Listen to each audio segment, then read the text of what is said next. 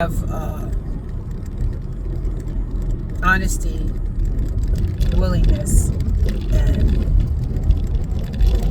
the ability to, what's the other one? Honesty, willing, and to be open. So, now, anyone that knows me knows that I'm shapely and I'm a bragger, kind of, sort of. And I show it off because I can. And so, but how about a man saying, look, I adore you. I love you in the clothes that you're wearing, but I only want to have that. And how would you feel about that? He's like, no, I don't want you wearing that. It's too revealing. So I'm at a point right now, today, and I'm telling you, it's touching me, that, I talk about things, willingness and open and being honest. And so here's an opportunity for me to practice what I preach. Are you really willing? Are you open? And are you honest? So, to curve, modify, take it down, relax, to change how I dress. Which, to keep it 100, I have a lot of different types of garments that I wear. Do I wear revealing clothes? I would say yes. It does show my body. It does show my 28-inch waist. Yes. Is it necessary? Do I just want to have people gawking at me, lusting after me? And I was thinking about it earlier, and I'm saying, do I really want that kind of energy to be around me? And would I prefer to have a man that just adore me, love me, spoil me, or whatever? And I thought about it, and at 70, it really touched my heart that I'm actually willing to give it a shot. I don't really know what's in store. I really don't. But I know that if I never try it, I never will know. And to be loved for who I am, of course, is a wonderful thing. But who I am is inside. So the outside can be altered, right? Like, I want to be in love. I want to be adored. I want my man to love me in all aspects. Now, I think that if he feels uncomfortable about something, that it may be my responsibility, because, the bottom line is that I have to take responsibility for the part that I play in my life. Not your life, but my life. And the life of the person who I'm considering to be a partner. Now, some people may say, oh, I wouldn't do that. But then again, I would have to look at their life and see where their life is. Because I generally do not speak to people who are not where I want to be. And I know any successful relationship, there's going to be some compromise. Now, sacrificing who I am for someone's pleasure or needs, that I have to explore a little bit, because I'm sure sacrificing and compromising is pretty close. I don't think, as long as I can be like a flower and I'm constantly growing, because the bottom line is I want to continue to grow.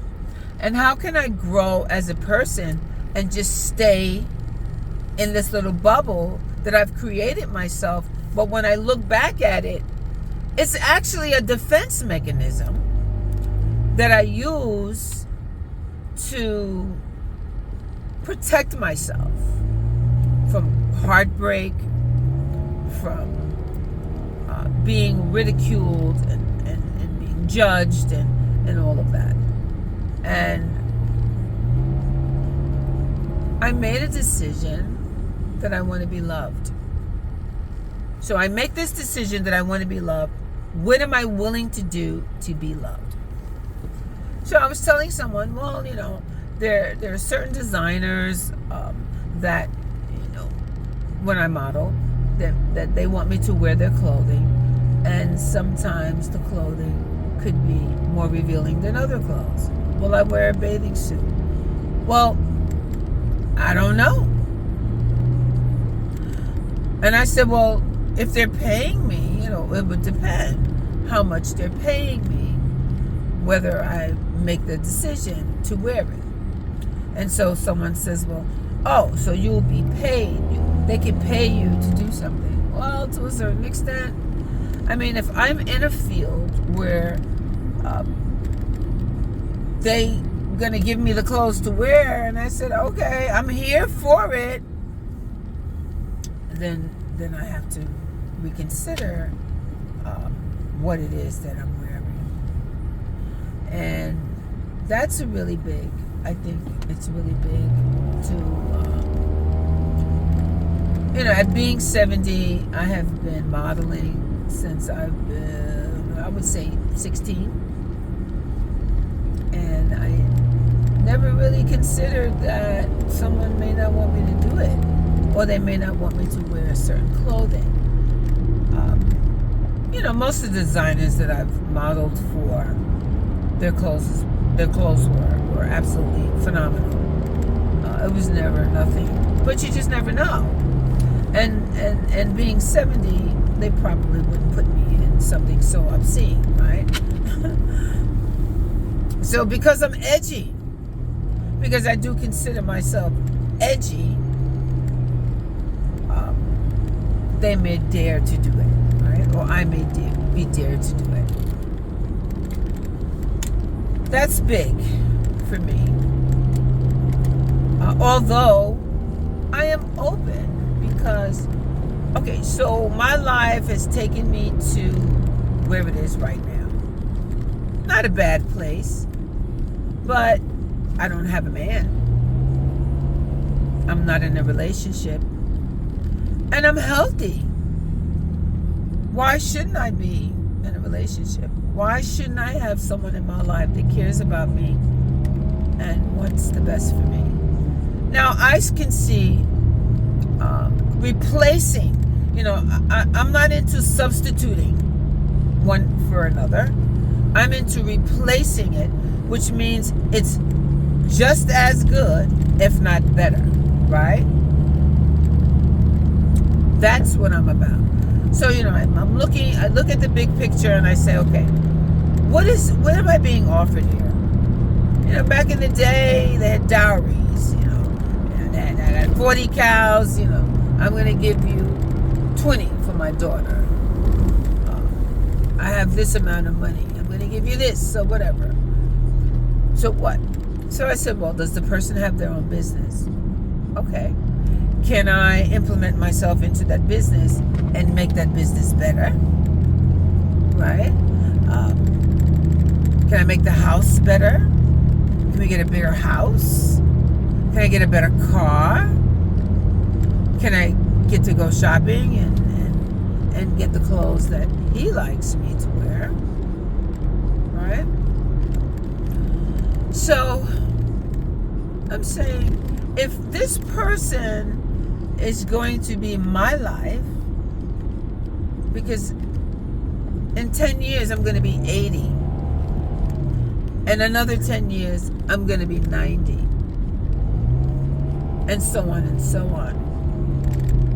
Do I want to be by myself? No, I don't. I don't want to be by myself. I really don't. And I'm telling you, such a... I've never been in this place before, where a man can say, I want to be with you, but there's some things that you're going to have to modify. And do I hold on to things so, materialistically? Do I hold on things, spiritually? Do I hold on things? How do I hold on to stuff? If it's not doing me any good, what's the sense? There is none. Make it make sense, right? So, where I'm at is the bottom line. Because the bottom line to this is, I don't want to be alone for the rest of my life. I've been alone. I've had a few relationships in between, and there were a few that they didn't stay. Why didn't they stay?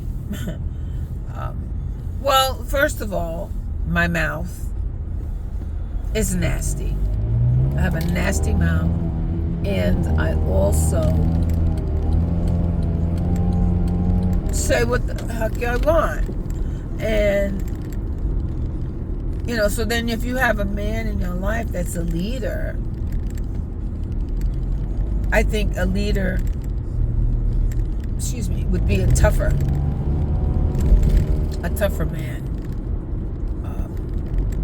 But as long as he's leading me in the right direction, or a direction that is going to be best for me and us, of course, right? I'm really interested to see how I'm going to maneuver this.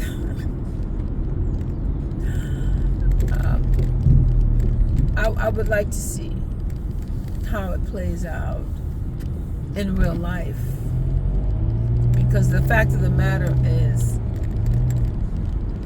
I want to be loved. I want to be in a relationship. I want a man to love me for who I am, yes, but I also want him to take me to a place where I've never been, and that I am looking forward to. So the other side is the difference between taking and receiving, and also being a giver. So let's talk about receiving and taking. So to me, my understanding of taking is when a person underhandedly obtains something, thinking that they deserve it, but thinking that they're not going to give it to me, so I better take it. Any means necessary. And a receiver is a grateful person who accepts what you give them. I'm a receiver. Not too many people give me things, but I definitely have seen some takers. And also, I'm a giver. So I'm on the end of the taking and the receiving, because the person who's receiving, I give, and the person who takes, I give also. And you know what I always say, do the right thing for the right reason. If you could do it at the right time, all is well, right? Takers to me are draining. They're draining. And the receivers kind of get stepped over, I would say. Or they get stuff thrown up in their face, by someone. I don't know if that makes any sense to you. I was probably thinking about something else, and that popped up in my head. So, the difference between taking and giving, and then you have compromising and sacrificing. Traffic is moving a little slow. And so the bottom line here is you have to be true to yourself. Now, if I'm willing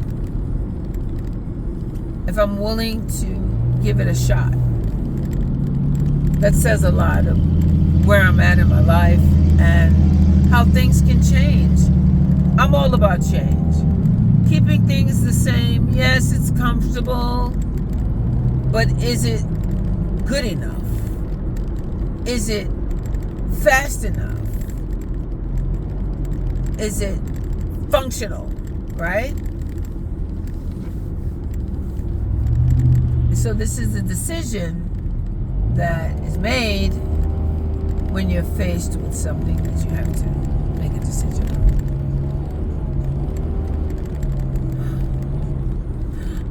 I think, fear, and I'm not a fear person. I don't fear a whole bunch of things. Not even planes. Because I feel that although it may not be my turn, it may be my turn. if you feel what I'm saying. Someone says, well, if it's the pilot's turn, why I gotta go? Which is the point, right? But in any event, it is imperative for you to understand that relationships are not easy. I don't know if they were meant to be easy or made to look easy, because I've looked at some relationships and some people, you can tell they are so unhappy, right? And then I've seen people who are in relationships that are so happy, it makes you want to be in one,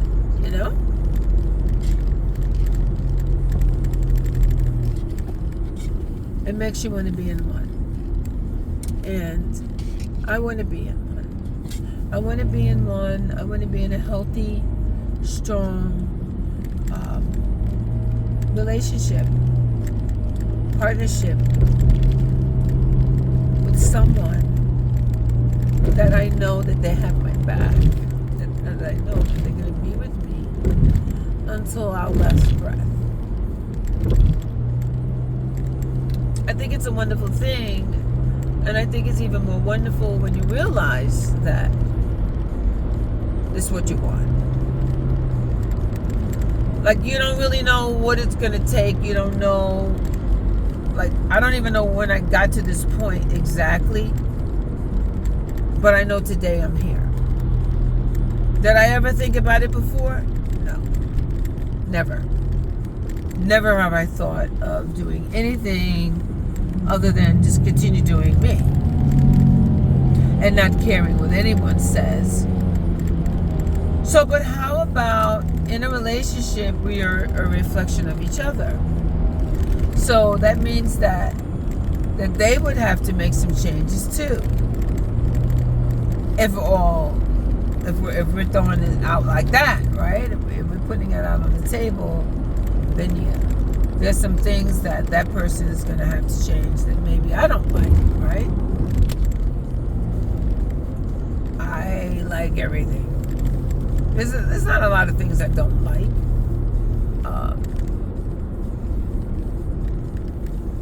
Because I see the good in so many things. And that's why everything really looks very good to me. Because I look at it and I see a whole bunch of different things. Right? So, as I always say, and I'll come back and then maybe do a part 2, is do the right thing for the right reason, but most importantly, at the right time. See you later.